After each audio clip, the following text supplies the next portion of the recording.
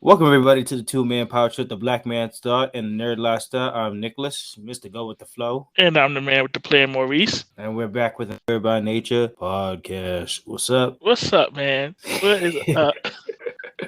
All right. It's been a good week. That is good to hear. Yeah. Okay, here's the going back in and out volume shit. Okay.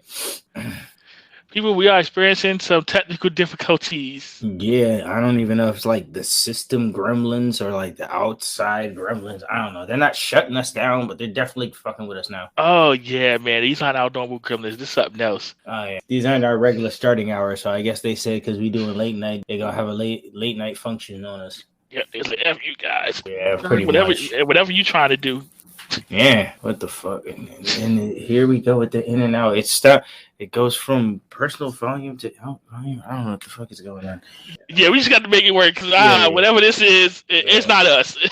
Yeah. Anyways. How's your week going? It's going good. Any work woes? Man, listen. Oh, yeah. We talked about this from before. Go ahead. You have the floor, sir. Oh, man, listen. Give me 1 second. Mm-hmm. Man, listen. This is some bullshit. You know what? Go off. So work has been annoying because nothing has been going the way it's supposed to go. As in, people are supposed to do certain things. Mm-hmm.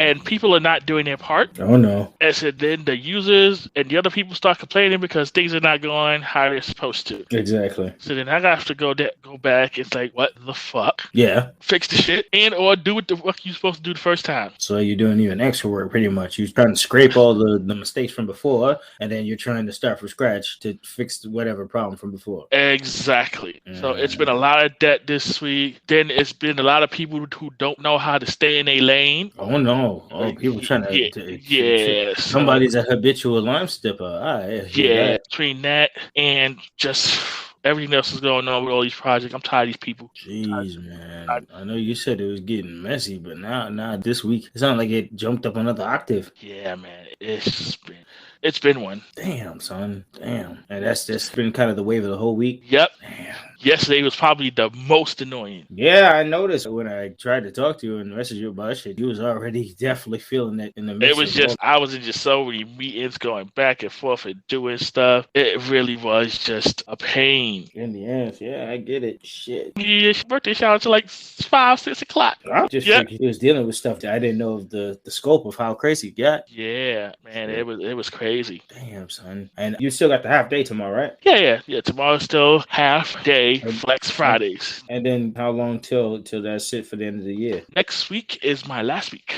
Exactly. So there you go. This is rampant time to get out this bullshit. That's exactly the plan. That's exactly what I'm trying to do. Make it to next week. That is the goal. Yeah. Make it to next week. Yeah, schmooze on it. Then you get to cruise back into the new year. Mm-hmm. Good shit. That is definitely it. Good. So what about you? How's your week been? How things been? Well, the week's been pretty good since we last spoke and then recorded for the podcast. What was it? What did I do for the weekend? Okay. So we went on our karaoke adventure and gone out and yes, did all that stuff on Friday. That was a good event. That was really nice. Just having that time to go out and eat. We had our sweet chick debacle.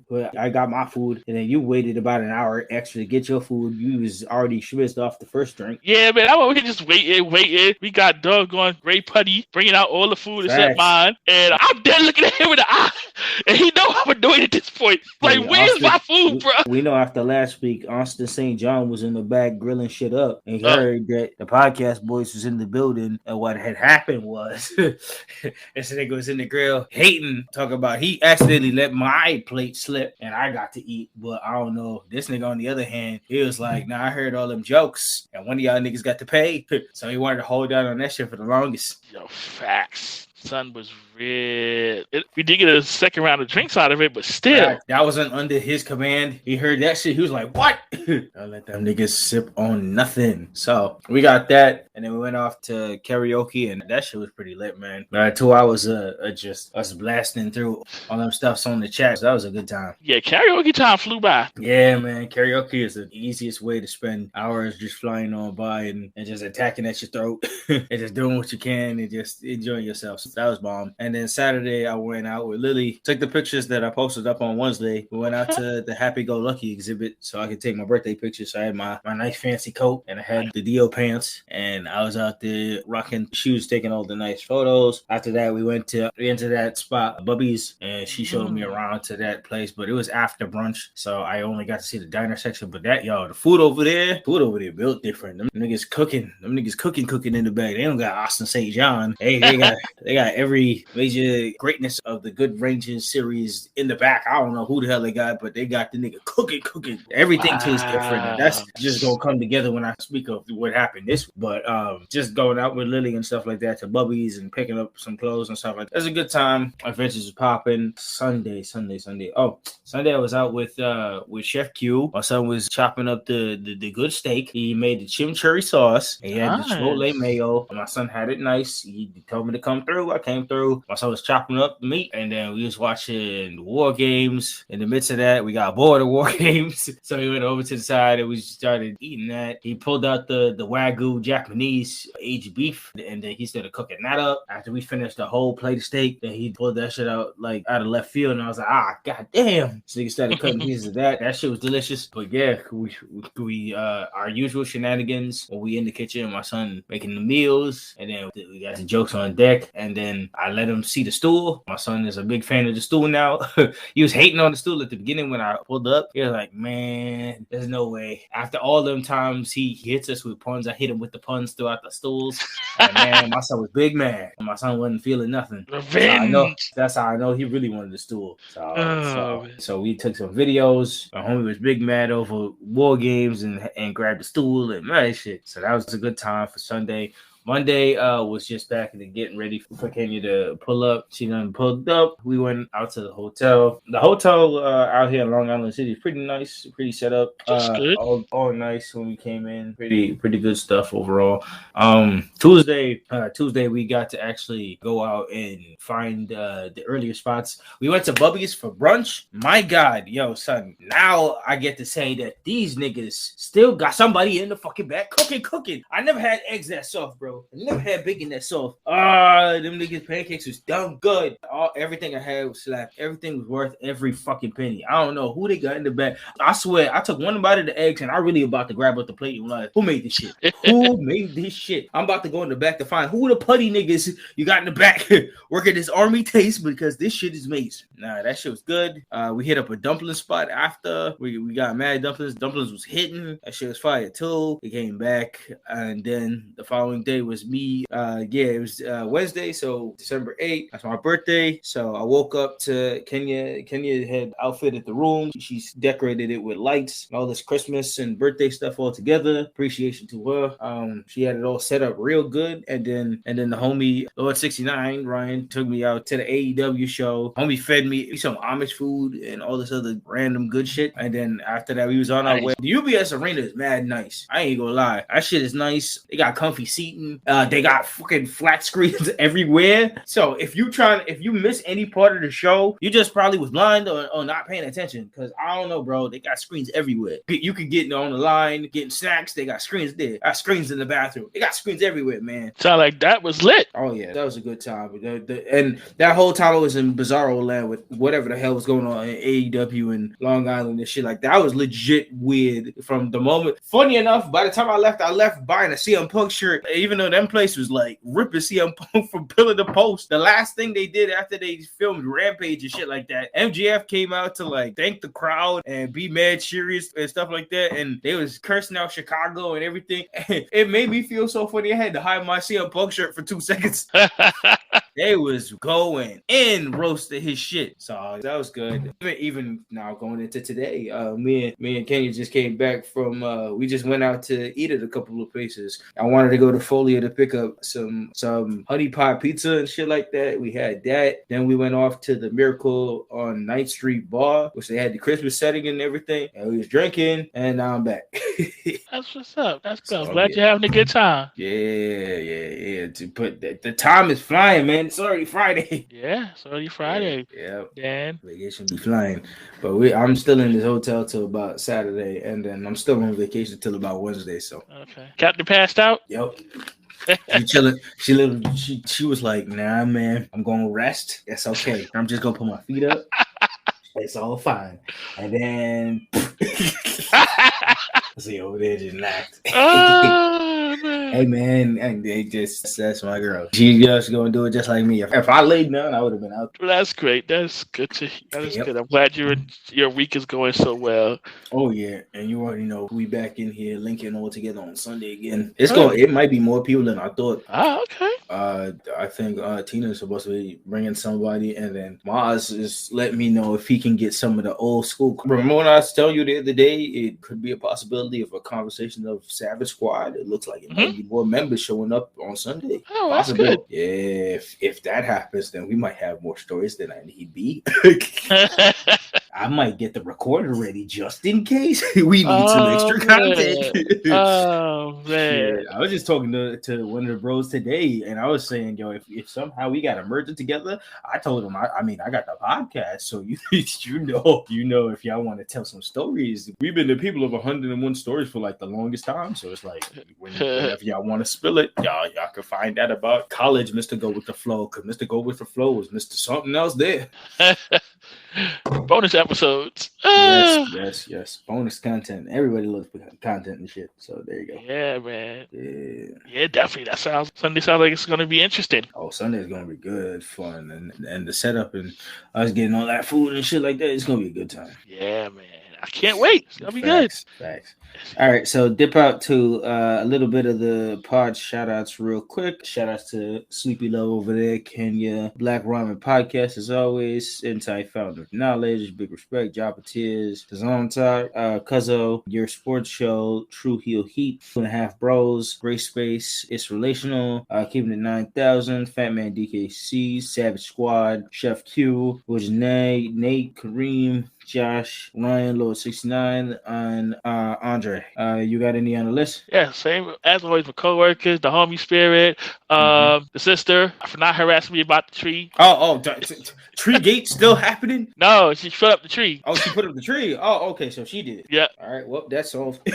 Yeah. Tree gate looking out for next year. Yeah, I was like, oh, okay, well, I got Dre. Yay! She was like, man. All I had to do was pull out the decorations. So I was like, okay. There's your compromise. Yeah.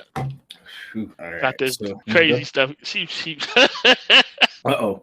No, she got the tree set up. She got this Santa thing that climbs up and down a ladder next to the tree. Oh, that's cool. It plays music. Oh, you got to record that. I need to see that. Yeah, listen.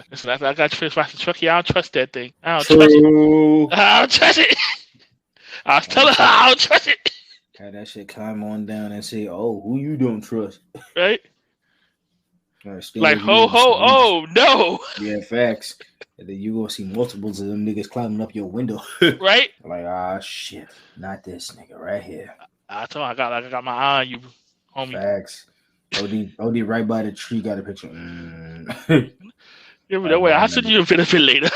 Facts. Oh, man. All right, so dipping into our second segment, we doing off the cuff. I just wanted to say, off the cuff is just going to be a slight thing about celebrations, just in general. This was just going to be a chat on celebrations. Okay. In general, celebrations. How do you celebrate? How do you like to celebrate? Do you enjoy celebrations of yourself, or you like throwing people's celebrations to enjoy their time more, or like? I like the concept of celebrations. Constant celebrations is always great. In terms of, I'm always down to celebrate with somebody. You know what's crazy? I really don't celebrate myself. Remember our conversation conversation going all the way back to Amsterdam when you told me you really don't do much times like that when we went out for your birthday, and we've really turned up for that shit. Yeah, it's rare that I go out and celebrate me. And I want to thank you for that again, because that whole experience really changed my outlook on just celebrating me and just being out there and just having that experience with you. It truly was awesome. I mean, you deserve it. You're a person that deserves it. I believe so. I said I am going to go celebrate this year, though. Oh, hell yeah, man. Yeah. We got to figure out what the hell we doing for your birthday. Yeah. That's definitely going to be a conversation down the line for that. But yeah, I mean, I understand the concept of kind of passing the buck, but yeah, you kind of need that person like beside you to tell you that you definitely deserve your spotlight and shit to be set up and stuff like that. I guess how I prefer it, I don't do big celebrations for myself either. No, I get it. Yeah. I mean, I would say the same thing, but when push comes to shove, I mean, I like the idea of merging my friend groups and stuff like together, because that's exactly what happened for my 25th when I got everybody together for that big random sushi dinner shit. They still owe you a happy birthday. I didn't forget. Oh, over there at the I forget. Fuck them niggas. They still owe me a fucking cake. I ain't forget that either. When we rolling up. When we rolling back there. When we rolling back there. We pass them all the time. So yeah, we could roll up in the motherfuckers anytime. I paid them niggas an arm and a leg for them niggas just to kick me out when we was still eating. I remember very well. Marcus remembers very well. Yes. Oh, man. It's all a bunch of assholes for that shit. But yeah, I mean, at the end of the day, you also got to give time to try and see. Maybe it's not really just celebrating yourself, but even just getting people together, even in a joyous situation under the banner that it's your birthday. Just use that kind of an excuse just to bring on, good times for you and your folks and stuff like that. Just an excuse to build something around it. Yep. Yeah. I agree. Getting better at it, but yeah. Next time it takes the people who's around you, the people who are, excited and want to be down for the shenanigans. Once you got folks like that, you kind of plan for any kind of situations. Like if you got an excuse to just make the plans, you make the plans. Yeah. Yeah. All right. So switching off the cuff section, we go into the small subsection news. Okay. Reboot news.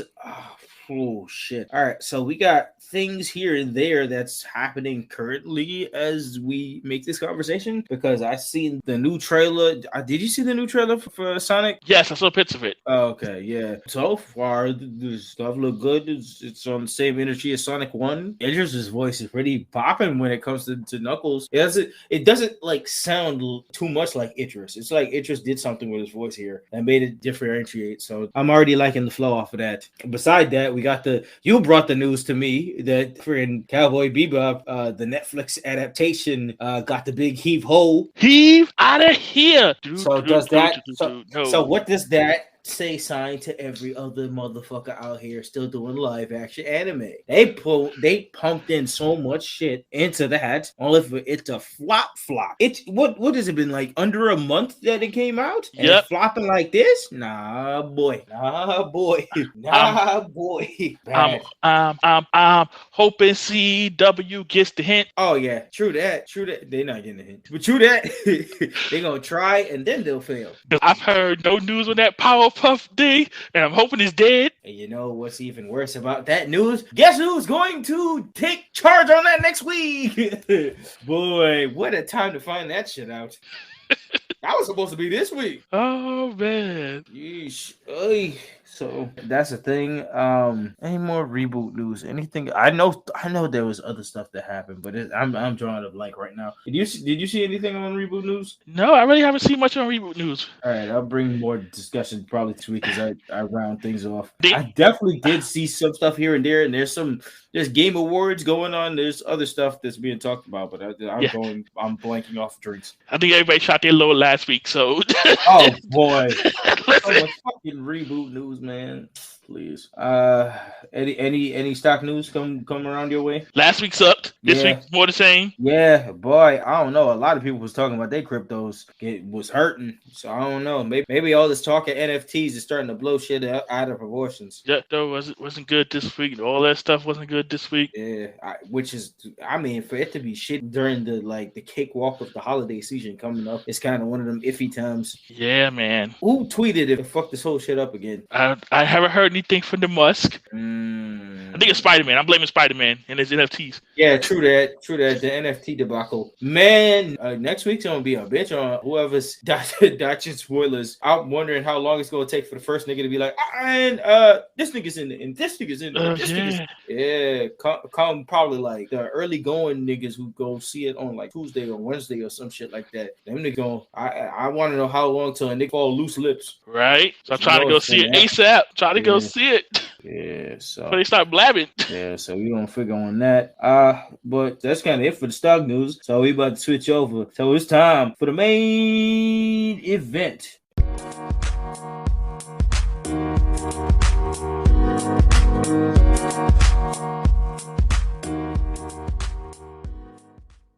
All right, we going into our third segment of the night. Today we're doing something different. We're going into recapping our big epic weekend that happened not too long ago for AnimeNYC and all the shenanigans that come of that level. So we're just recapping those 4 days of just good times as we remember it, see fit. So let's dive into that. All right, so we taking the ranks on that. I just wrote down like ideal bullet points of what happened between the days. So we want to take both stories of each side before we, I guess, merge into each other's stories. All right. Are we starting from all the way from Friday, or? Yeah. I got notes from going from Friday into Monday. Well, like we mentioned in the other episode, which something my partner did not experience was LionCon 2021. Yup. And the snakes and the swirls. So my partner, he got there probably around, what time did you get there? Around 10 o'clock? All right. So my morning contest though, because I was off that Friday, so I had freelance to fix up whatever I needed. My cosplay of the day was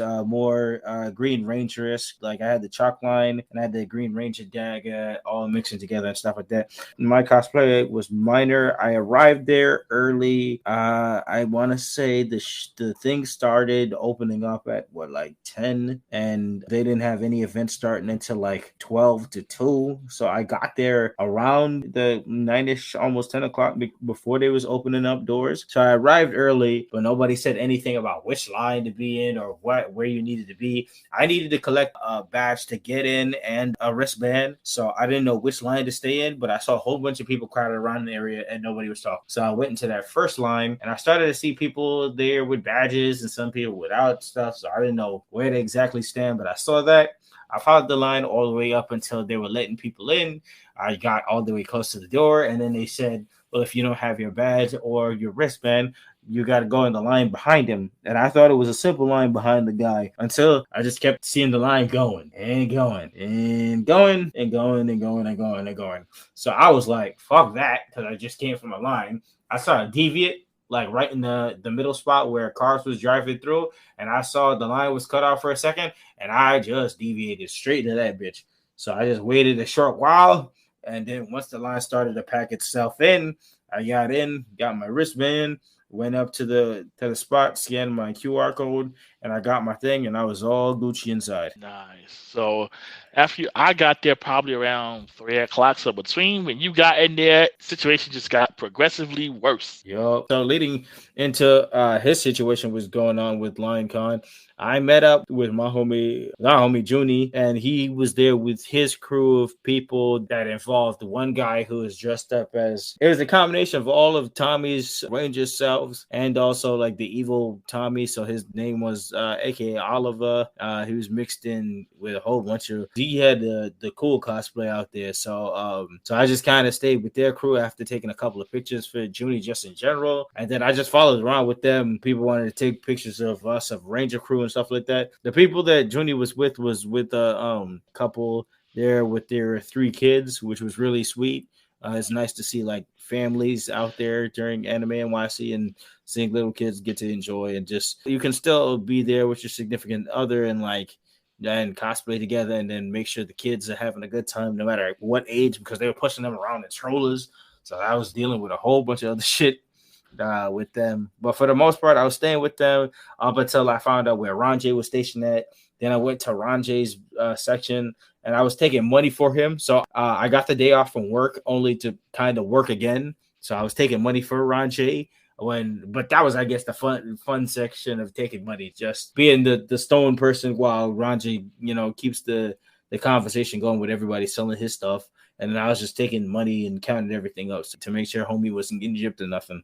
So I was just a stone, give me the money kind of person until eventually you came in. So let me hear your side of the line, Con, with that going on outside. All right, so when I got there around 3-4 o'clock, this thing was a hot mess. Big time. Lines were snaking all over the place. There was nobody really outside directing, so I'm on one line.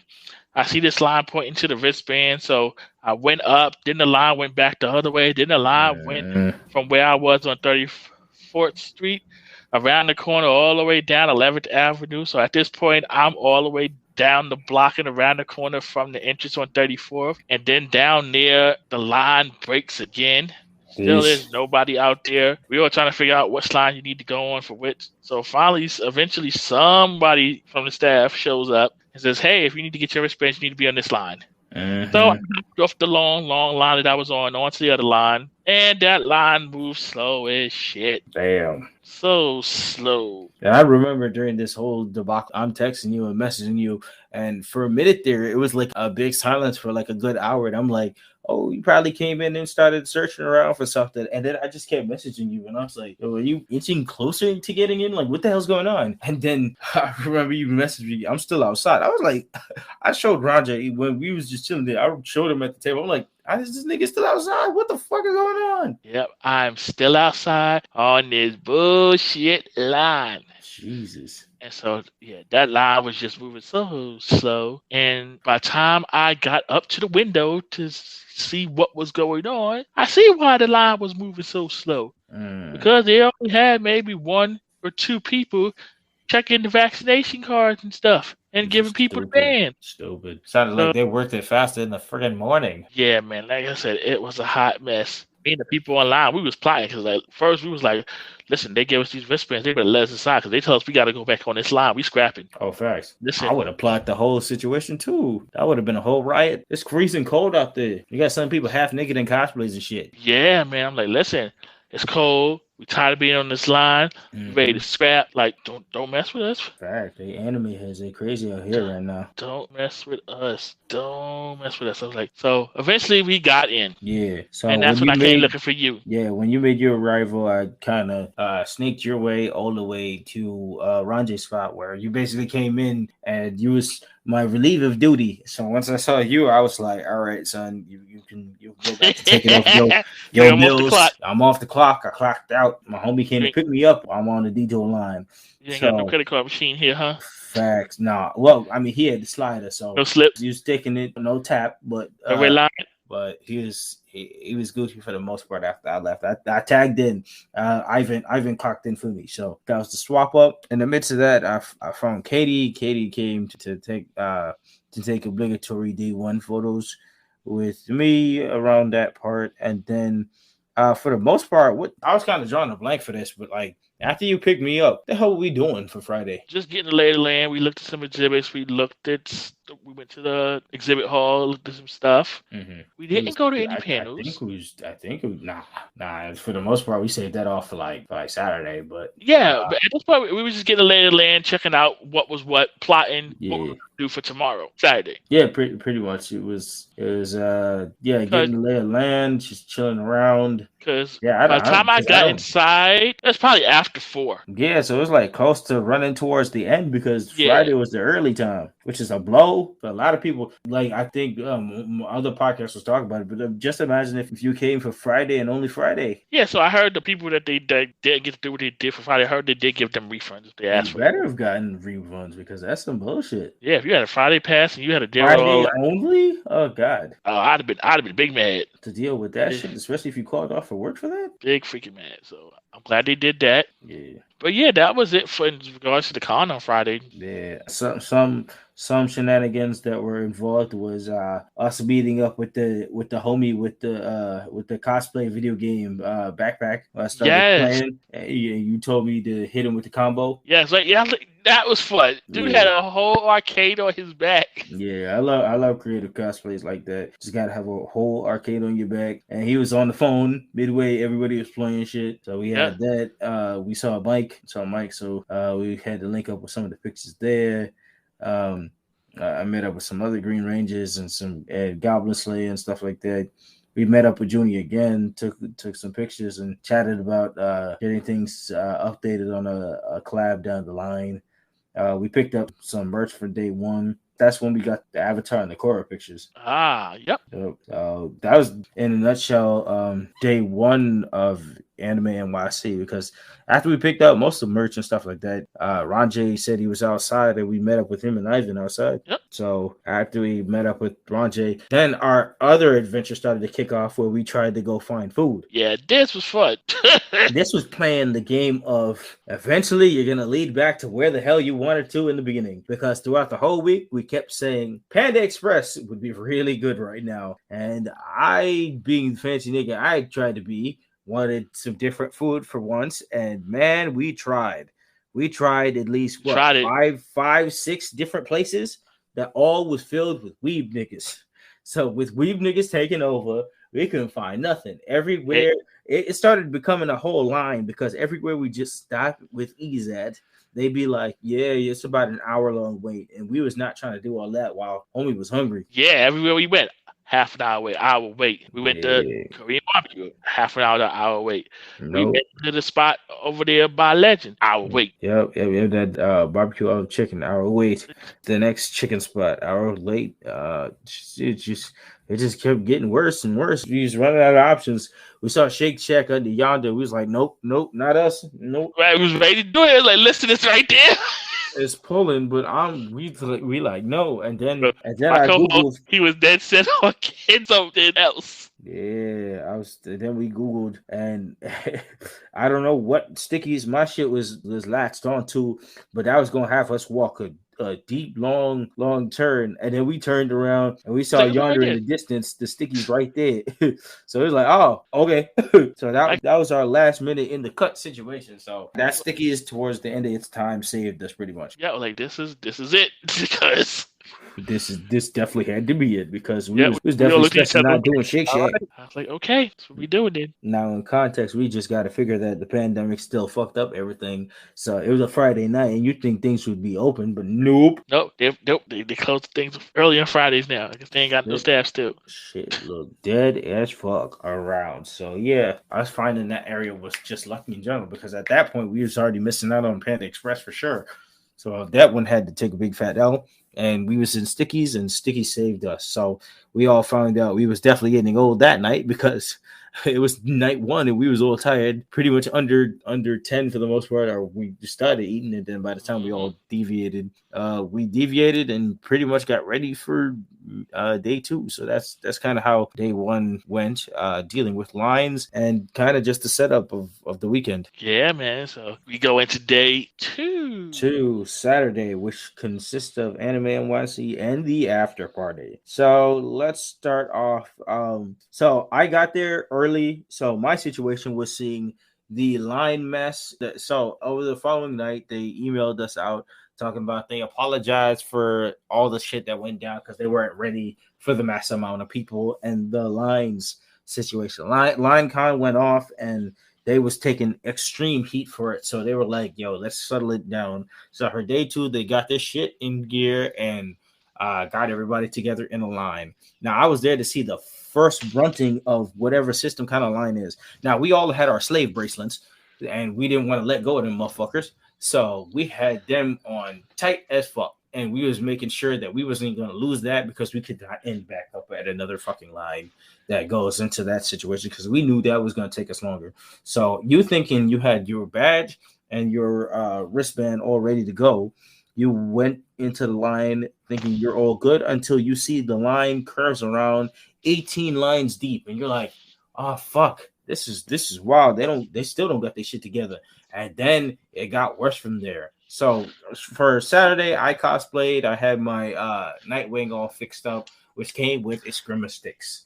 And boy, did that Eskrima sticks come to use, because when they opened up 6 doors and they tell everybody to rush, you think they'd open up the doors and people would file in like snakes and shit like that and then disperse when they come inside. Nope. They opened all 6 doors and they said everybody come in at the same time. And what would you imagine? people come down in like Russian fucking ocean water. And when I saw people coming in, I sat there and I was like, yo, this is gonna be bad. This is gonna be real. Did you do any flips? Bad. Did you get some stick action in? My stick action was straight just blocking niggas. Just stay away from me. I already knew I was a short nigga in amongst a bunch of tall people just in general. So I'm not trying to get stomped like this is some Travis Scott concert or some shit. So I saw that shit flash before my eyes and I was trying to block off everybody. So I was keeping people at bay with my sticks for the most part, so I don't get trampled. But I just said in my head, yo, somebody about to unearth a dead body here just out of normal. Just somebody who's trying to calmly get here, get super trampled on weed niggas who's trying to get in. And this is all I have a mental picture of my compact friend trying to fight off this crowd. Yep, all swimming. 18 lines, just all swimming in at the same time. After that, everything was pretty much calm because everything kind of dispersed from there. I need my partner to go full on Batman Rocksteady games. Let's go. Fact. The flips.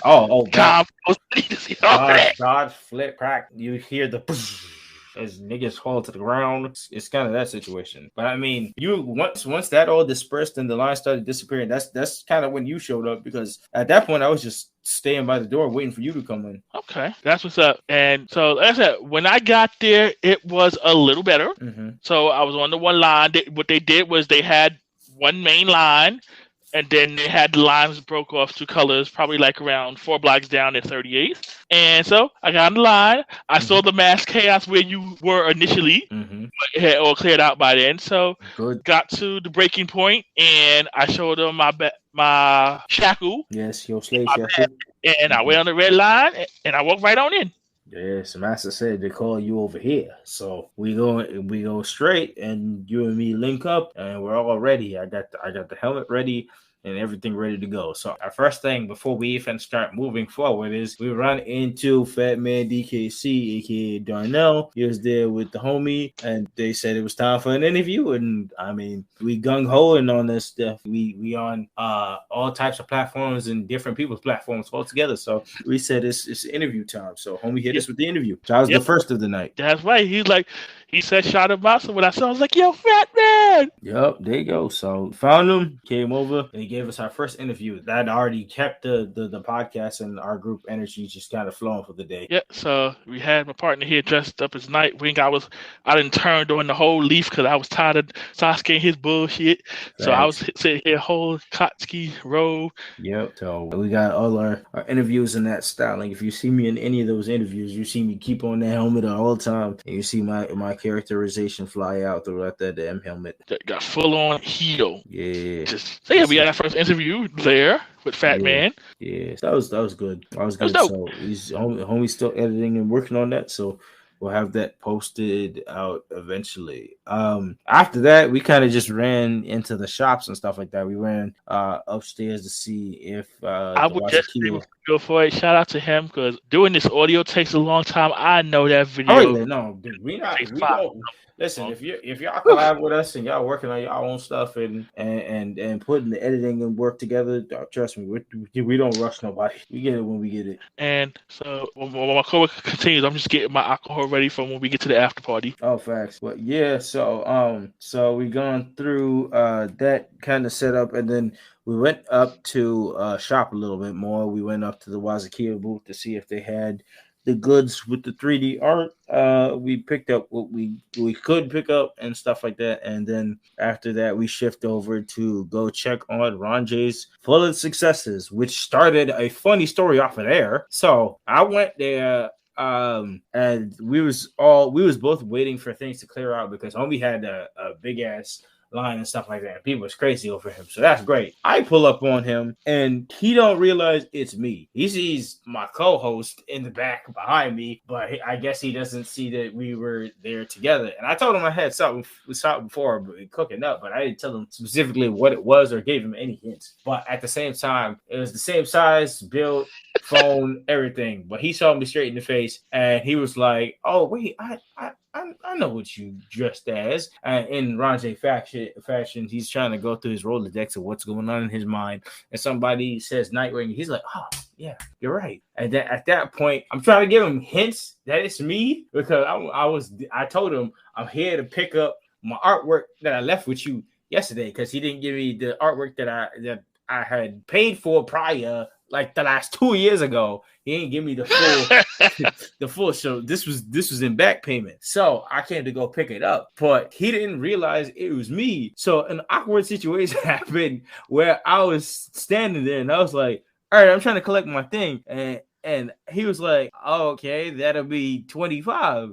And I'm sitting there, I'm like, I'm just here to collect my thing. And he was like, well, when you bought it? And I was like, 2 years ago. So he was like, okay, I don't have my art on layaway, so I don't understand. He ain't understanding the context clues or nothing. But at the same time, I'm like, I really don't got time for this. I thought he was big timing me for a second there. So I thought I was getting played at the same time. So I was like, you know what? Fuck it. Here, I didn't give you no birthday gift. So I just let him charge the card. And that'll just come into a joke later on. But he charged the card. He put the artwork on. And then I swear to God, we said bye to him on top of that. I have flicks showing that we were there. He swiped that card at least 3 times. Yes, he did. And he didn't see the name at all. While all this is going down, I'm over here dying. I was very confused. I was just here to pick up my art. So I had that sliding on through, and then after that, we kind of just said, I swear, I said we'd be back, and then we did, and then we dipped from that point out. So from that point out, after we left Ronjay, we went downstairs. And that's when we decided to chill out for a second and have a whole host of people come and meet us, because we was testing out fancy new MVP stools. Yes, sir. We went all the way downstairs. We picked a spot. Well, at first, what we went downstairs for is the Demon Slayer panel. We was trying to see if we could get into that. We saw no line. We was like, I saw no line, and I was like, yeah, right. All right, hose closed. By the time we went in there, it was exactly that. Niggas like, nope, nobody else going in there. We was like, oh, well, there you go. So we didn't decide to run all over the fucking place, because we're not doing that. So we just posted up. We had the stools there, and we was chilling. So when that chilling happened, a whole array of stuff started to happen. So the first things first that happened is we was trying to figure out what the hell we was trying to do for the rest of the day, and all of that shit flew out of the window when friends started to come in.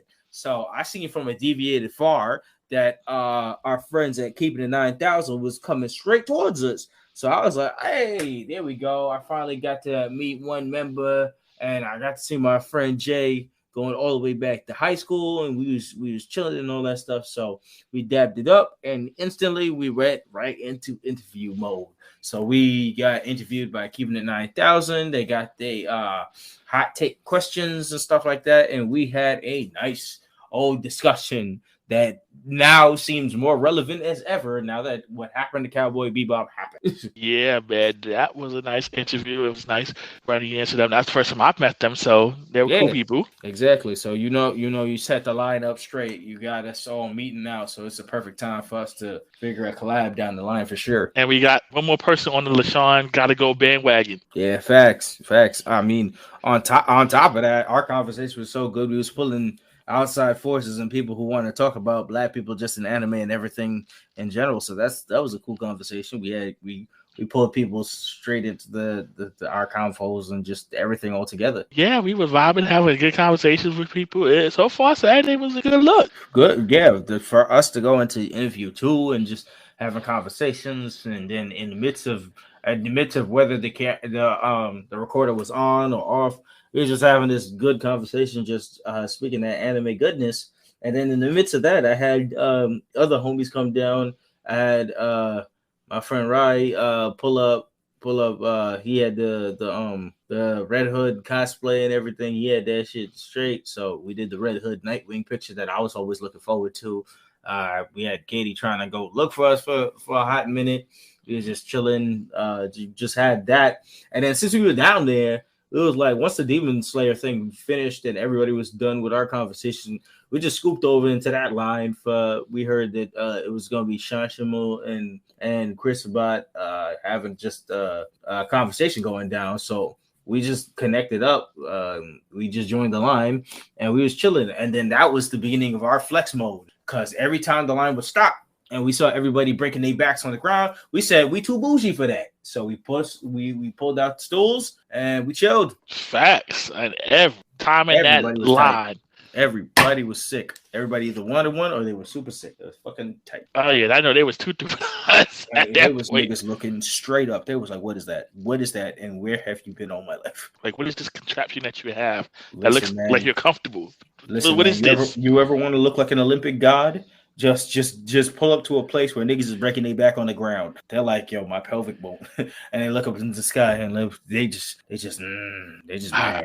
I remember them getting off the ground days. Yeah, breaking back. So we just right. We was ready to go. Every stop, it was good. Every need, we shifted the stool up forward, but we always had it working. So if you tight, you tight. Be mad. I can send you the link and you Gucci. Boom. I've done it like 8 times now. Like everybody getting stools, bro.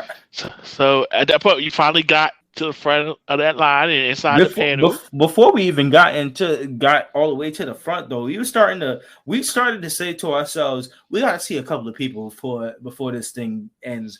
We wanted to see Fantastic Frankie and we wanted to see Patty from Black Ramen and just Black Ramen in general and stuff like that. So we decided to check on stuff and we was like, man, I wonder where Frankie at. We was looking all around and we checked her IG page and we was like, okay, Frankie just got here. She rolling up. She rolling deep with her taxi and her Uber and all that other shit. She pulling up. She sees some people from before. She walking around. She sees people in Noir Caesar and Dr. O, and she coming downstairs. And then we overhear somebody chatting about who's gonna be the host of this panel. And then we hear it's Frankie, and we're like, oh fuck, oh wow, that's an ironic turn to taste.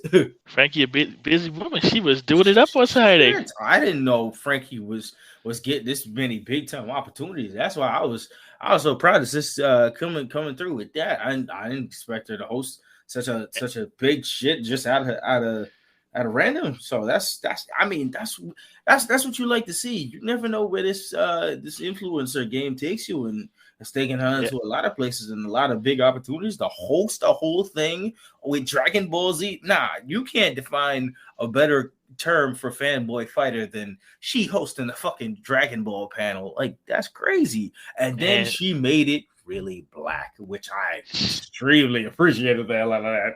Oh man, she killed it. She did such an amazing job, but it pissed me off how white it was in that room. There was so much shit. Like, we was trying to sing Stevie Wonder's "Happy Birthday," and some niggas did not know that. Come on.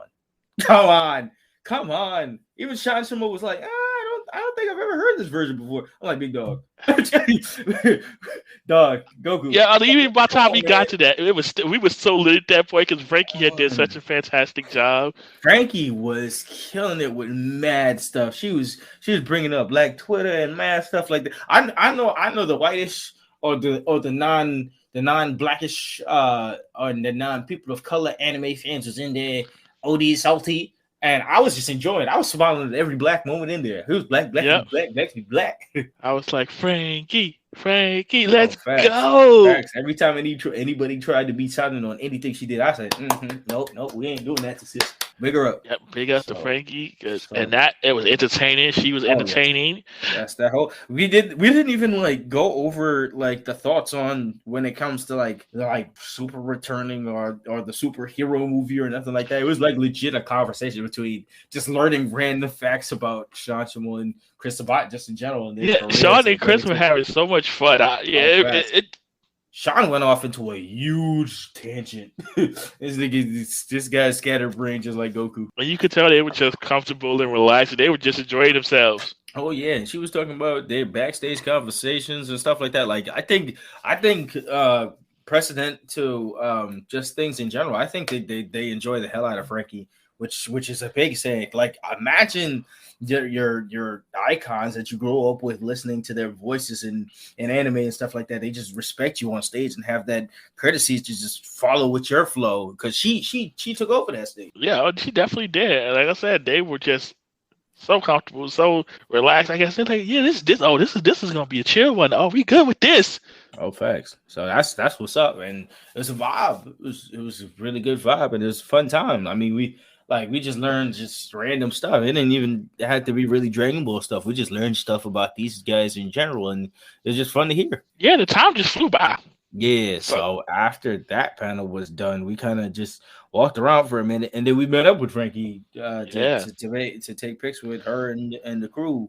I was just there before they went into the next panel. Which I mean, did we like go to that next panel like afterwards, or did we do a couple of things beforehand? Because that part's a blur to me. I think we did.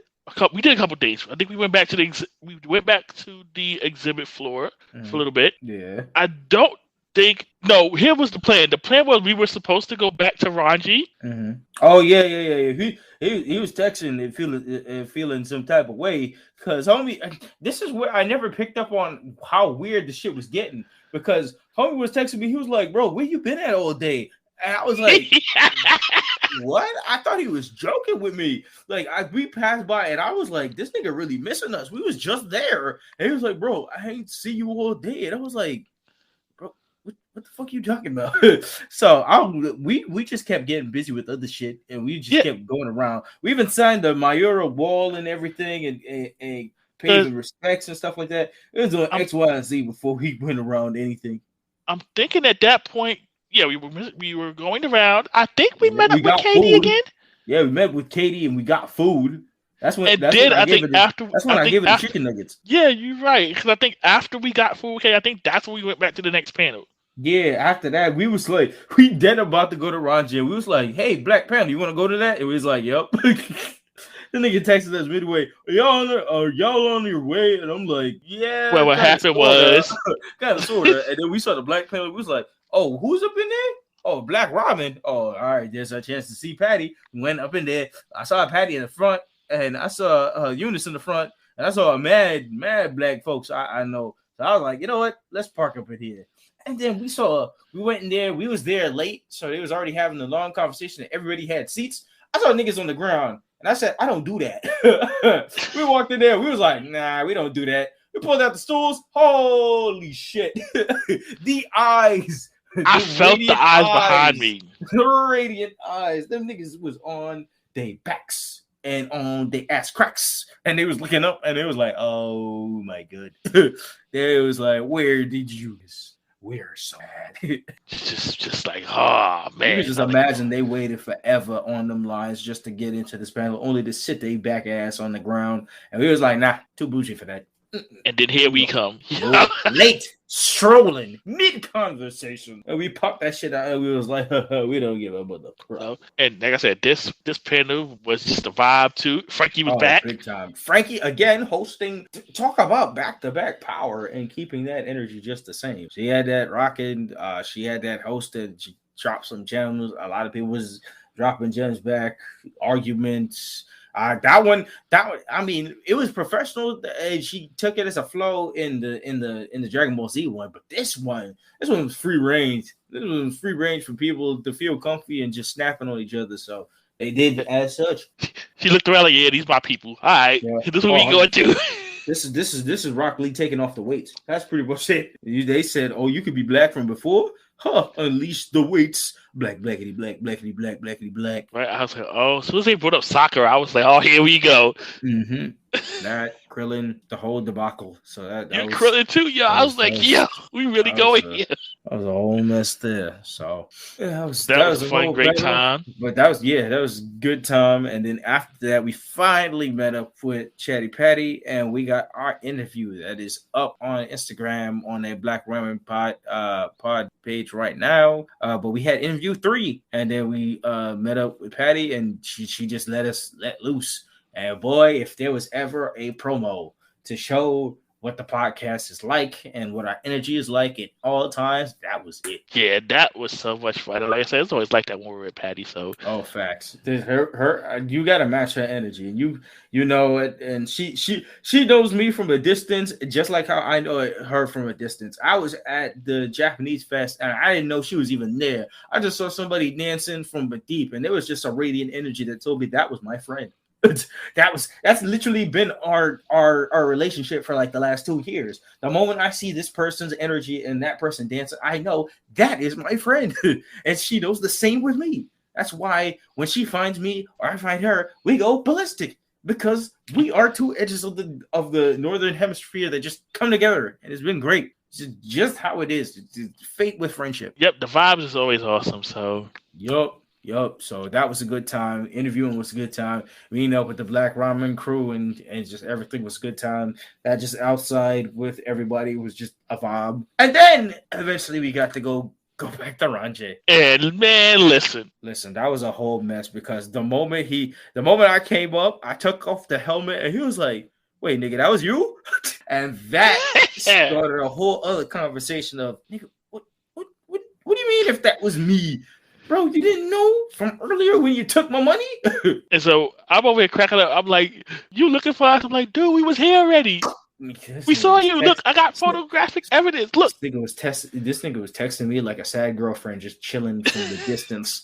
Like what's going on? You ain't come visit in a while. What's going down? Like I do not understand what was going on this whole time. I thought you knew it was me. Like my same build, height, Maurice in the back. Like, bro, how you miss me? That's what I'm saying. He said he saw you, but he didn't put two and two together. So in the midst of that, this nigga trying to give me my money back, and I'm like, "No, take that shit. It's your birthday, bitch." So we was having a win battle with the $20 and just going back and forth, shoving the $20 at each other like we was having a money fight. I'm over here just cracking up because I'm like, that's our dynamic for the most part. But yeah, man, that was kind of the clearing of Saturday. Saturday was a whole loads of fun where we literally did nothing. We have not. I planned beforehand. I sat there on Friday fixing all in hope of like what I thought was going to happen for the panels that I was gonna see. And the moment I saw my friends, that shit just flew out the window. We did like 2 panels pretty much for the whole fucking weekend. Yeah. So we did that, and then for the most part, that was kind of the ending of AnimeNYC of day 3 inside there. So after we met up with Ranjay and he was chilling with Ivan, taking the money and stuff like that, we was hungry, so he went off. Yeah. So then we went and got some food, and we went to Midlight. Midlight diners. Like Bree has her tea. I have some alcohol right now with my tea because we about to go off here. Bro, listen. So my thing is, once again, Ranjay had said after yesterday's debacle that he wanted to try Panda Express. This is day 2. We are literally on the way for Panda Express. But our starry eyes gazed over to a diner, and we all said, we've never really done a diner before. Might as well do it. And it was the closest thing to it. So we said, Starlight Diner, does this sound good? And we hopped in there. We was hungry on our mind. And then we got there ready to do something. And boy, did we go in there.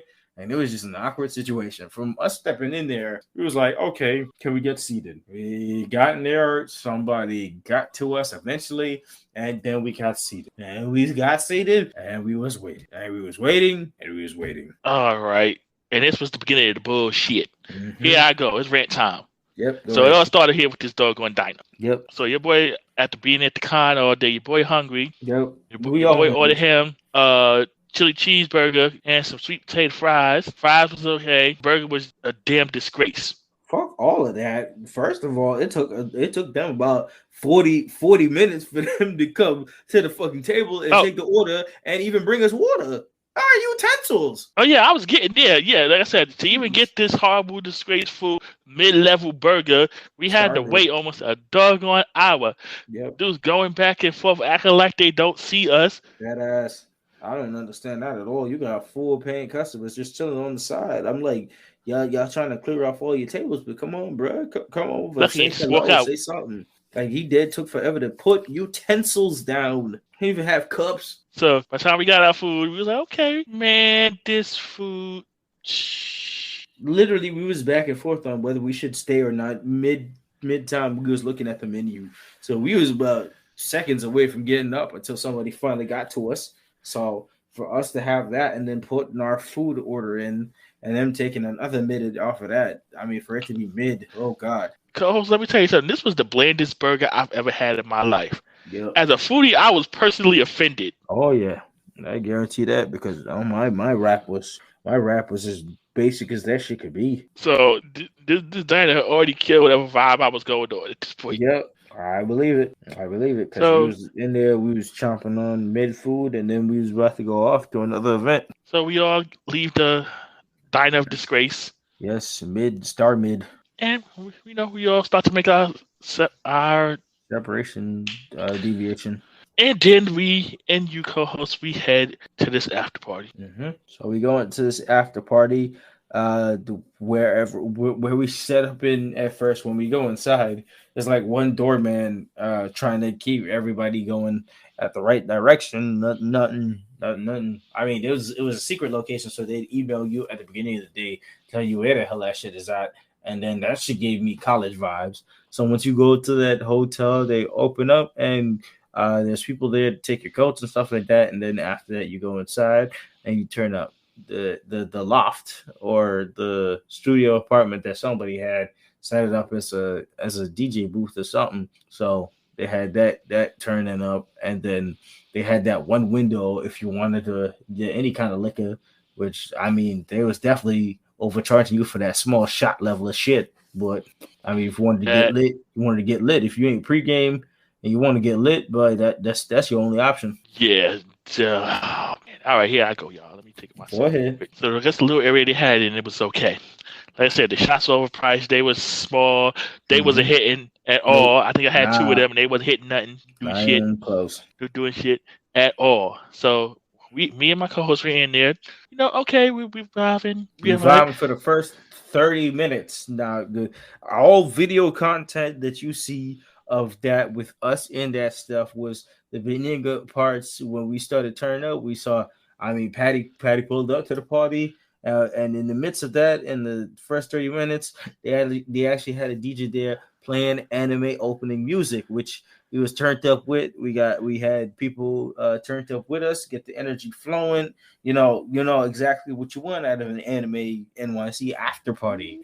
And the flowing was nice, everything was Gucci, and then the shift came down. Folks, listen, the only reason why I stayed was for my partner and Patty. Yep. Because the DJ at this place failed the assignment. Yeah, he failed the assignment for most of that because we was trying to do some stuff, but it was. Did you see any of the pictures that we took with the damn light? No. See? No, that's more the bullshit. Back to this whack ass DJ. Yeah. Listen, you had one assignment. When we go to these anime themed parties, you want to hear some anime tunes, stuff that I would not normally hear in the club. Yeah, or the radio. That is your job, Mr. DJ. Or you supposed to give me some shit that I ain't hear before where you merge shit together because you was not doing merging, my guy. The stuff that this dude was playing, he played maybe one or two songs, and after that, it's straight regular clubs, not even good stuff. Yeah, so as this is going on, the more this is going on, the more annoyed I'm getting. Yeah. And so I'm still, because I'm here, so yeah. I'm trying to make the best of the situation. Yeah, we pay for it. I'm here with you and Patty, so at least I got y'all to keep the vibe somewhat going. So that dude leaves. Another DJ comes in. I had a little bit of hope. I said, okay, maybe this DJ would know what the assignment is and get together. Mm-hmm. This motherfucker was worse than the first one. Yeah, he kept deviating off in the system, and I don't know. Like some parts was they was playing some reggae, but they didn't even hit the reggae points, and then they started switching over to another thing, and they just kept going through generic shit. Like it just at some point it deviated from an Anime NYC party, and then it just completely went off into a regular random college loft party. And I was like, bro, I didn't pay for that. I didn't pay. Where my weeb niggas? Like, what you doing, bro? Where's DJ Taylor Senpai? Like, what's going on? By the time we got to that point, I was so annoyed. I was ready to call it a wash. Yeah. You know how bad it was? What? I would have took Mega Man. Yeah, it was that bad because I mean, if we was at that other party with Frankie, it would have been top notch. And then the worst part about it, I feel like, so I don't know, something must have happened because we was at a regular section. I don't know how niggas got into the VIP section on the other side of the party because the pictures and the videos and shit like that we seen coming outside of that party was completely different that I seen. Like niggas was taking pictures of mad like YouTube Celebrity, RDC World was in there, and Black Girls Anime was in there, and I had a few homies from California. Becca was in there, like mad homies was in there, and I'm like, bro, when did we miss this? We was at the party for the majority of the damn time. Where were y'all at? Where's all these videos coming from? It had to be coming from the VIP section because that shit was looking different. That shit was looking like mad shit was going on over there. And I'm like, bro, well, this is regular they got y'all over here doing. Maybe the anime nigga who was playing actual anime shit was on the other side. That's definitely a possibility. Maybe we accidentally got into the live college side of the party. It just mystified. And maybe Patty like was notified on that shit. That's why she went on the other side. Maybe, but I was they're on the list. I paid my money, so I was trying to flow whatever the fuck I was trying to flow with the most part. Yeah. But like I had deviation parts where I just stood there and I was like, all right, this is not my scene anymore. And then I tried to do as long as I can, and then at that point I tried to tap out. Which boy, us trying to leave and get our bags was another debacle on top of that. But these niggas was putting wrong numbers and shit. Yep, couldn't find the bags. They had the bags were tagged wrong. Yeah, for about 40 minutes we was standing there trying to get the bag back, and I'm like, bro, I'm trying to go home, yo. I'm like, I'm over this at this point. I'm just looking. Just give me shit so I can get out of here. I'm ready to go. Further, they got really bumbled the assignment. Right? Your DJs and kill my vibe. Just look at y'all had ain't do shit. So I'm like, give me shit because I'm ready to go. Because I'm over all this crap. Right.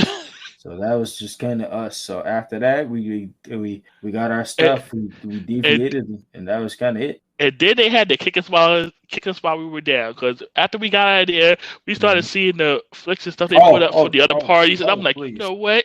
We saw the video of DJ Taylor. We asked the whole night, where's DJ Taylor Senpai? Only to find out DJ Taylor Senpai was at the other party. And we was like, and they looked like they was lit over there, and I'm like, they was lit with the right assignment. Because all I heard was the right kind of music and the right kind of mixes, and I was like, okay, that's how y'all did it. So we should have went there to Clinton Hall because they had space.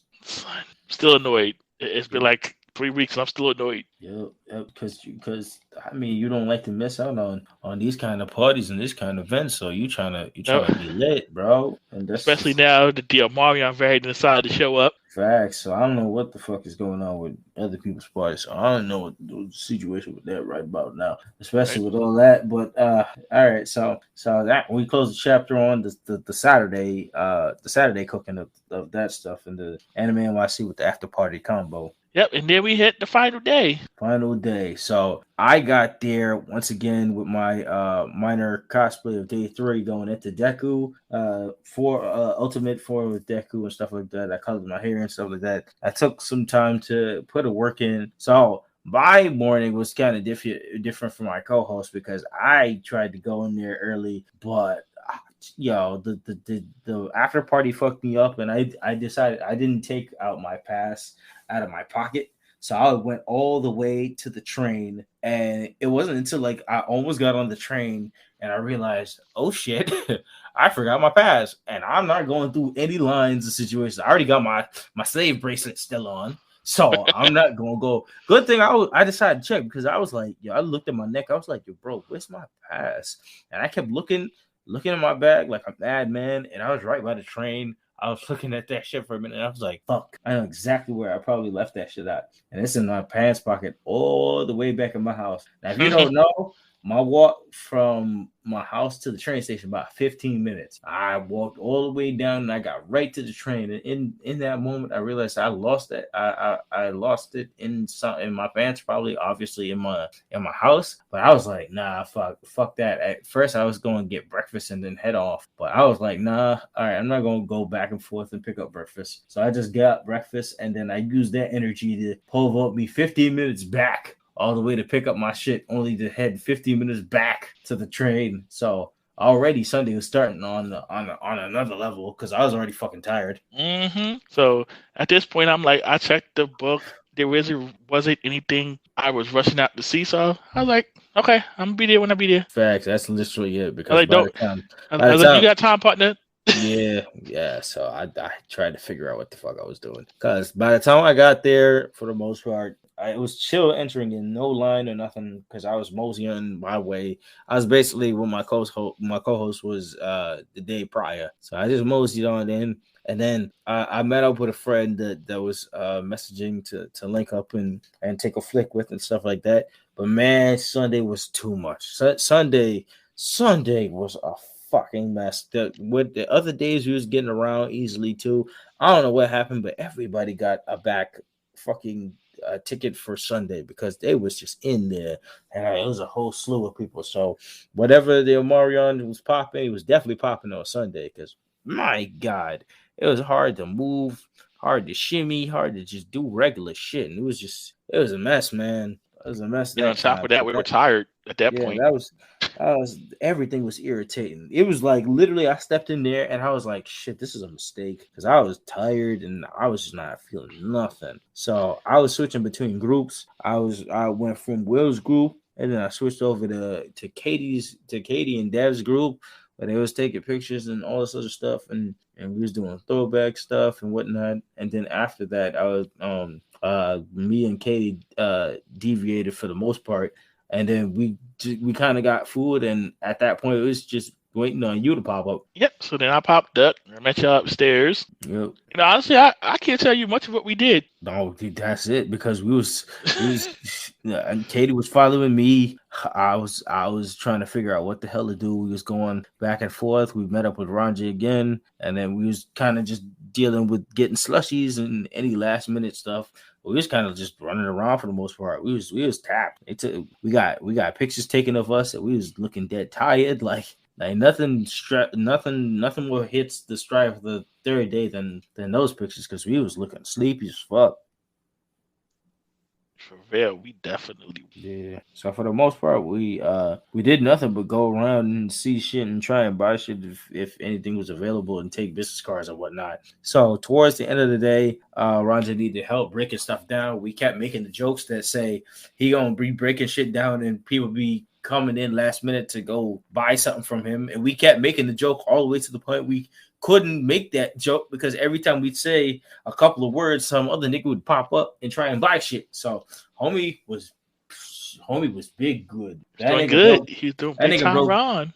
That nigga, big time Ron, definitely broke even from the first night, and he didn't even count his cash at that point. He was talking about card sales. So my son had big money. I know by the time I hit him up a couple of days after where he counted everything, I know homie got big. Because he was doing good. He was making sales with that. Yeah, that's what's up.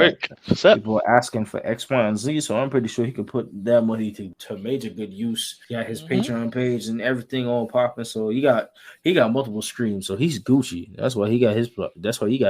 It's great to hear. Always great to see. Facts. It's a blessing, man. Everybody wants a piece of the art, and you gotta big up your homies. So that's always big respect. So shout outs to Big Time Run right there. Yep. So we came back around to help him break everything down. We all looked like we was a roadie band and managers. So we had that all fixed up and we was rolling out. And then after that, we dipped. We said goodbye to the con for day 3. We followed Ranjay up to where his mom drove and just putting everything back. Had that fixed up, and then we went off our way to find food. Now, once again, my last minute ass just tried to see if we could get some other kind of food before that, fighting the inevitable that is Thanos Panda Express. So we went to Go-Go Curry, which I hope after a week of like a weekend of them not bringing, because I legit still think they didn't bring legit Go-Go Curry over there. They had that sidewinder bullshit because I'm not believing they didn't even put them in the right containers. So that's cap. But I wanted to see if we could finally get Go-Go Curry. We go in there. We was taking over all the spots. Like we out here traveling in the rain and some mixtures that's going down. I'm just adamant trying to get us for 3 days. My co-host has been trying for 3 days to have niggas branch out, and it just kept failing. And I was like, "Come on, man!" And then eventually, I just let go. I just fucking let go. And then we walked up to Panda Express, and at first I thought it was so filled. I was like, all right, it looking filled. It looking like this is about to be an L itself. But then we walked in, and people started to scatter all around. And then Ranjay kept hitting us with the quote. He was like, Panda Express never fails. And he was 100% right. It just did not fucking fail. As far as I wanted us to branch out and have different foods and shit like that, it fucking failed. It just didn't. It just didn't want to die. Mr. Go with the flow finally went with the flow. Yeah, I was trying to be the man with the plan. I had a couple plans, but all them shits kept getting shut the fuck down. So I was trying to go with the flow of different shits, but it kept pulling us back to the same old. So at the end of the day, it was still good, and we had a family conversation. There was about 6 of us in there forming the Voltron, and we was just chilling and joking and just mad recapping on all the bullshit, and not to mention our freeing of our shackles. Yes, ripped that thing right off as soon as we left the building. Jesus, man. We was all catching Freeman. We bust them shits and hauled ass. Like freedom! In the rain. But yeah, we got Panda Express and that shit hit. We got extra helpings. We was chilling in there. We ate fortune cookies and everything. Our conversation was so good and so funny, and we was all chilling and have a good time that we had to remember that it was third day, which was Sunday, which meant that we had tickets to go see Survivor Series. Yeah, we were going. Yeah, man, that whole time, hell, I was looking at the time more than you were. I just kept saying, yo, I think we 30 minutes, I guess, tops. I don't know what's happening. All I know is just having a good conversation. We was chilling for the most part. So we was there with like no stresses and no worries in the world. And we was just laid back. And we was like, do you want to go now? And it wasn't until Henry was like, all right, I gotta go home. At that point, everybody was like, yeah, we all got shit to do. So we all got up and started to scatter. Everybody was worried for us to get to Survivor Series while we were just like, we'll get there when we get there. Yep. So after we all scattered, it was onward to the Barclays. Dude, it was a struggle to stay up on that train getting to Barclays. And I wasn't even that long a trip. Yeah, so we get to the Barclays, we go inside through the scanning machines. Yep. Gotta explain the stools and all the wonderful stuff. The stools as well. In the midst of them checking out the stools, I heard straight fucking gun. Yo, this is the difference between AEW fireworks and WWE fireworks at I don't know, Barclay and UBS. Yo, I was right by the fireworks in the UBS arena. That shit don't go off like gunshots, but these things be throwing it up like they fucking robbing a bank. Sheesh. That Becky Lynch shit shook the shit out of me. I was like, yo, why does shit sound like gunshots? It's like, doggone it. It's like disrespectful grandma came with the peace. Shit, man, calm down with your sounds. I didn't even know fireworks would be peaceful. But man, y'all niggas won a war. Becky went in with her shit, and I didn't even remember Becky having fireworks. You know you gotta go big with the fireworks. They love them things. Oh, they shit. So at this point, we get inside to our seats, and Charlotte versus Becky is going on. Mm-hmm. Well, we went to the bathroom during Charlotte. Yeah, because we didn't care at this point. We didn't care about Charlotte and Becky. Yeah, they already started scrapping and shit like that. By the time I got back to my seat, niggas was hollering, and I almost told them to shut up. I know they paid their hard-earned money to cheer for who they cheer for, but I was in a grumpy mood at that point. I was like, let them cheer, girls. Let them cheer. Nah, shut the fuck up. All right. Nah, I was about to be like, bro, shut up. Let me sleep. And I was in that corner sometimes half knocked. You sure were. I was still awake. I still had some energy left, so I was watching the show. Nope, I was deviating. Whatever happened at some points deviated. Some matches deviated. I just needed a recap of what was going on. And not to mention Pizza Geek. Yeah, that pizza smell definitely woke me up when I was dozing off because at that point they did Woodsy dirty. Niggas decided at the worst point to pull out Pizza Hut pizza and the they almost got Bianca pizza. too. Yeah, and the smelling ass pizza and all the bullshit that was happening, and throwing that out and giving us a big whiff. And I'm like, all right, now I'm hungry. Now I want pizza. Fucking mind control ass niggas. All right, and then we get to the point where they did Big E dirty, and then they sent us home. Yeah, they sent us home without that shit. No fucking rock. Oh right, they were talking about Vince some dog in this stupid ass egg. Listen, fucking egg nonsense and all this shit, all this non-red notice ass, and then the kicker was them talking about The Rock on Instagram, and all I see is a like from The Rock. I'm like, nigga, where you at? He knew it was up. This nigga posted on Instagram something about a sandwich and liking WWE posts but not showing up. Nigga did more for Impact. Yeah. Oh man. It was after that. I was big mad. I was bored and sleepy, and my co-host got home in 2.5, and I saw that train and it said delay in 20 minutes and all that shit. So you know what I did? I big flex on these niggas. I pulled out that fucking stool. I was ready to go home. When the place was packed in there, I pulled out the fucking stool again, sat on that train, just boom, like I was about to play the Mongos. so that was kind of just it. Just and then each night I got back around like 2:00, pretty much for no fucking reason. So I was just fucking tired. I was just tired on that. So but on the hope of hopes, thankfully my coworker, my supervisor convinced me into taking off the Monday, because I was going to try and crawl my carcass into work that Monday, but I ended up getting that Monday off so I could just stay in and recover and sleep. Yep. So I did not do that, but positive is that I work from home, so I didn't have to go too far. So I just went over to my desk and did my work. Put on meeting and put on no camera. It just passed. Yeah. I'm sitting here like I'm sitting in my desk at my chair right now. And I'm like, yep. Just like that. Exactly. So now we deviated off into day 4. So this is the Monday of our epic weekend and the final day of it all together. AnimeNYC is closed up. Survivor Series bullshit was done. They had Monday Night Raw the next day, but they was not getting no more of my money out of that bullshit performance. So they had that going down. I had my day off, so I slept for a long while. Then I eventually woke up feeling definitely refresher. Caught up on some stuff.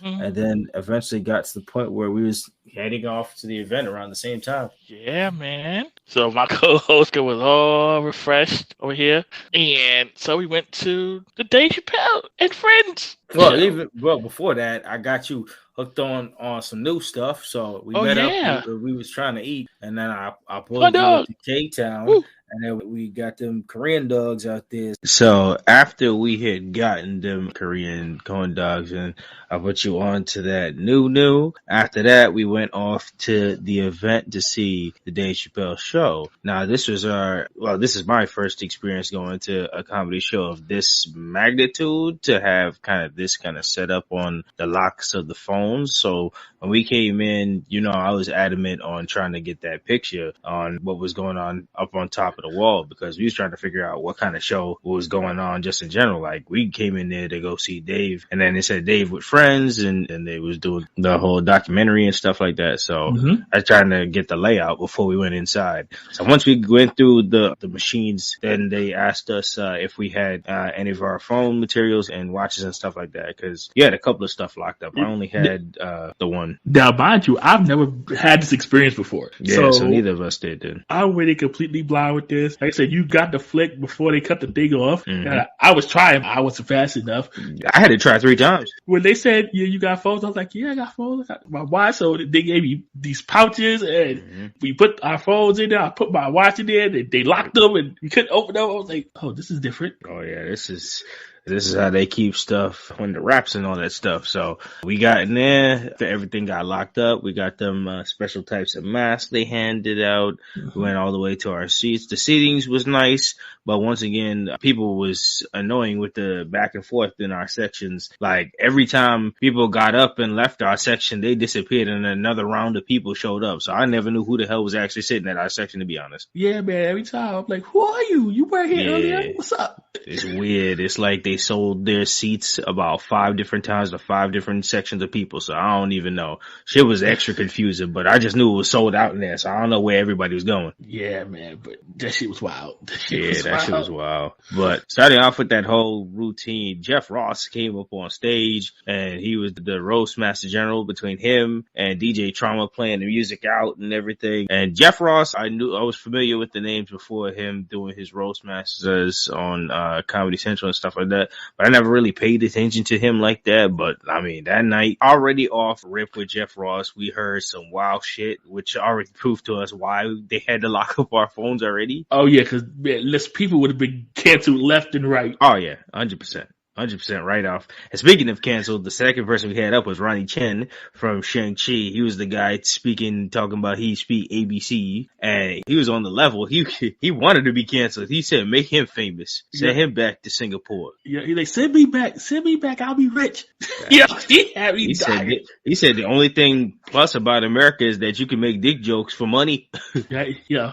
That was his whole mood on that. So Ronnie Chen was nice on that. We had the Jabberwockies. So shout outs to my homies in Cali. TJ was up here. I didn't even know the Jabberwockies were going to be doing it big, but they had their wild performance, showing it all off for the folks. That was some good stuff. Then right after that, Jeff Ross came back up, and then he roasted the crowd members. And man, that shit was a trip. Picking those people out, I knew the moment he picked those people out, I knew this was going down. And then when he saw Big Boy in the Captain America sweater, oh my God. Yeah, he was just rubbing his hands like, yo, I got something here today. He got something, and he got something right. He went down the list and started frying each one of them niggas.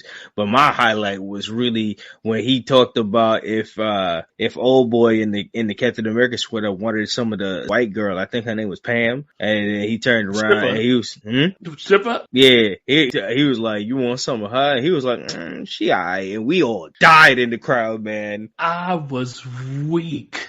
My son gave no fucks energy to a whole new level, and she felt so disrespected. Yep. Oh my God, we was dying. Yo, the way she looked at him, she's like, really, my nigga? Facts. The way how they was guns blazing with him the whole time, and he had one in the chamber ready for somebody else. Man, that shit was great. It was awesome. Yeah, so after Jeff Ross had his secondary roast session, right there we got into the documentary, and the documentary was, I think, about an hour 30 minutes, probably, going through everything.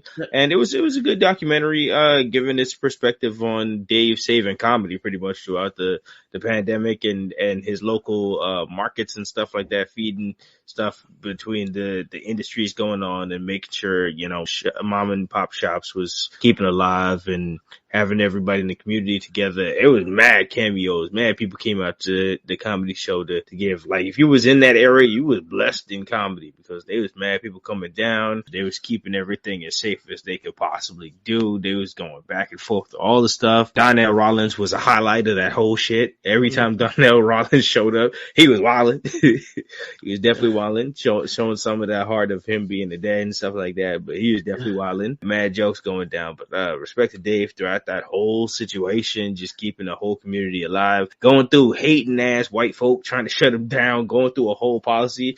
I feel really hurt about that shit. That it was like, it's so realistic that it was like all that shit that happened that tried to shut them down, and they finally got the okay, and then right after that, people started spiking with the COVID. Sun turned that whole place into a tourist spot, a destination to go to. Of course, you're going to have haters, and boy, they was hating. Oh, that white man was on his hippie white nonsense shit on his bike, just hating from the other side of the room, man. Really, but in the end, they went out, but like you said, as soon as they was getting rolling, bullshit came. Oh yeah, the bullshit police. They was being extra with all that shit. That shit was annoying as hell. And yeah, Dave had all the precautions. He was all the precautions, and it still happened. He's like, dang, you were with all these precautions? It still happens. Like, hi y'all. It was keeping straight on the great path and narrow. And shout outs to Dave's wife, man. That was like one of the first times he talked about his wife all throughout all the comedy, but that was the first time I seen his wife like really, really interactive, and she was really holding him down, especially when homie needed it. My son was sweating, working on X, Y, and Z and all this other shit, and his wife would come out and try to handle everybody and keep everybody calm and make sure Dave was okay. Like that's why you give respect to his wife at the end of each of these comedy shows, because she really is the rock. She be holding them down. So that was a good documentary. That was all good stuff. A lot of people started shifting and moaning and stuff like that. I was there to see when they told us we was out, then I'd be out. Man, people was pissing and moaning because they couldn't get at their phones or whatever, and they didn't understand what was going on. So by the time the documentary ended and we went back to music, some niggas, I think, probably was trying to leave or something like that. So I was kind of confused on that shit. I was like, I'm waiting to see Dave. And apparently y'all ain't paid to see Dave. I paid to see Dave. Yep. I don't know about that. Shout out to DJ Trauma because he was holding it down. Oh, DJ Trauma played the good music. He tried when he said he was trying to turn this shit into a club. That's how we rock. That shit made up any low balls of that whole weekend. That shit made up for that boo boo after party, all that other shit. We was turning up for that shit. I would have took DJ Trauma at the after party any day. DJ Trauma was better than the after party and Survivor Series. So he had the tunes bumping. It was lit. Very lit. And then after that, Dave came on stage for his small segment that he did for like his jokes for like 5-10 minutes. My son was going in on every, like he went like the 5-10 minute set that he did there was almost funnier than his last special because homie was just going straight hit after hit after hit and just going straight into it. And then his last joke led into the introduction to our next, concert piece of that shit. Cause he was talking about, pronouns and stuff like that. And he's like, this is one pronoun I remember from back in the day. And then he introduced her. And boy, man, when I tell you, and like I said to you, I turned to you at that place and I was like, the moment her came out, I was like, man, can't you gonna hate me for this? And I let her know later about that. She's a big man. Her played the big music, the big songs. So she had her 5 performances. She was singing, dancing, playing on the drums, playing on the bass, guitar, all that shit. She was going everything. Yo, she was going ham. And I'm like, she was going extra in. And then right after that finished, Dave came back and spit some more jokes out there, and then right after that he brought in the legendary Rakim, and Rakim was going in spitting on the mic, going back and forth, even to the point that friggin' Dave started spitting shit back at him. I was like, okay, Dave, you feel yourself today. Dave was here. I was like, oh, okay, Dave, this what we doing? That's what I'm saying. He was spitting ball for ball with Rakim. He was well equipped and well ready for the day, man. So after Rakim had finished his set, Dave came up to hit the jokes again. And then in the midst of him doing his stuff, he brought on Fat Joe, Fat Joe had the whole place rocking and popping like there's no tomorrow. And then he brought on El DeBarge. And when El DeBarge came on, I did it again. I turned around to you and I was like, not only is Kenya gonna kill me, her family gonna kill me because they love El DeBarge. That shit was crazy, man. Once El DeBarge came up on stage, and that was it. They kind of shut down the music for everybody else for the rest of the night, because all I know is by the time we left that place, all you heard for the rest of the night was everybody singing, ooh, and I like it. Like, it was definitely popping out with that shenanigan. So they had them maneuvers on deck, and then after Fat Joe and El DeBarge had exited, we left on stage with Dave and a spoken word from the Prophet. He shut that down for us. He came in with the mean spoken word just like he did on the documentary, shut it down, had them white people swooped. Now, at this point, go ahead. If it would have ended here, we would have been good. Oh, yeah. But it did. Nah, man, Dave made jokes, and he was like, all right, I got one more for y'all. And at this point, I mean, I know how his relationship with Mos Def is, and I thought he was getting us raring going for Mos, because I was like, all right, he kind of the only one missing from this ensemble, and Mos is definitely a New York nigga. So I was chilling back, and I was thinking, oh, yes, it's nice to have Mos come out. He was like, nah, we got to get the legend, big legend out here. We got to end on a grand start. And then out of nowhere, he was like, I got it for y'all. Bust the bus. Busta Rhymes hit the stage for the finale, and we went crazy. Son took me back to 98. I'm like, yo! Jeez, man. When Busta came up on stage and started doing every big hit, man, we lost our friggin' minds. Everybody on there lost it. That shit was epic. It was, what a way to end out. So that whole Dave set was perfect. That shit made up for any low balls of that entire weekend. Cause not only that, after the show, we got the fixed Pizzagate that pissed us off at Survivor Series. Went out, wore our nice masks. We got the pizzas. We was fed real good. And that ended the weekend of fun, because that was one way to go out. We came outside. I didn't know what time it was. We went in about 7. We came out about close to 1 o'clock. I was feeling myself. I was feeling so good. I had work the next morning, but I didn't even give a fuck. I had the relaxation of the day, and everything just came together kind of perfect in that situation. Yeah, that whole weekend was such a roller coaster, so many ups and downs, but we definitely ended on an up. Yeah, big up. Such a good up. So that was a big set on that. So that's fire in general, so that's good. And I closed the book just in general with all the good situations going down with that. So that was fire. That was really an epic time of a weekend for us. Yeah, it was. That was one for the books. One for the books, and hopefully looking down the line and the following, we got more, super great adventures coming up for us to hop on and chat about down the line. Yeah, man. Look, the world needs to let us be great, damn it. Facts. So that's true and true, since the world wanna be playing games out here. Right? Yeah, facts. So closing the book on that for our previews for the next episode. Okay, people. So next week, when you guys hear the next episode, we will be officially in 2022. So Happy New Year. Mm-hmm. And you guys will be hearing our retrospective on Cowboy Bebop. Yep. Took me a second. Yeah. I wasn't knowing you were talking about that or the other thing. But yeah, so the next episode you should hear after this is the Cowboy Bebop retrospective. Yeah, so we reviewed episode 1 of the OG anime and first episode of live action, which has been canceled, by the way. Yes, so interesting take and interesting concept on looking at that should be coming soon to y'all. It was here for a good time, not a long time, folks. Pretty much, but we'll go into definite detail on that. You can find us or you can get at us on our email set up at blerdbynature@gmail.com, Facebook and Instagram at Blerd By Nature, Twitter at Blerd By Nature, and ATURE, YouTube at Blerd By Nature Podcast. You got any last messages before we hit the outro? Everyone just have a safe and wonderful rest of your year. Have a safe New Year's. And we look forward to putting out more content for you guys in 2022. Facts. Blerd By Nature about to go hard in 2022. Y'all about to see major growth. Y'all only saw the start. Y'all gonna see the growth coming here, man. We got the growth coming. But on that note, thanks for joining us today. From Black Thought to Nerd Power, this is Nicholas, Mr. Go With The Flow. And this is the man with the plan, Maurice. And this was another edition of the Blerd By Nature podcast. Till next time, everyone, and deuces 2021. Out 2021. Peace. Peace.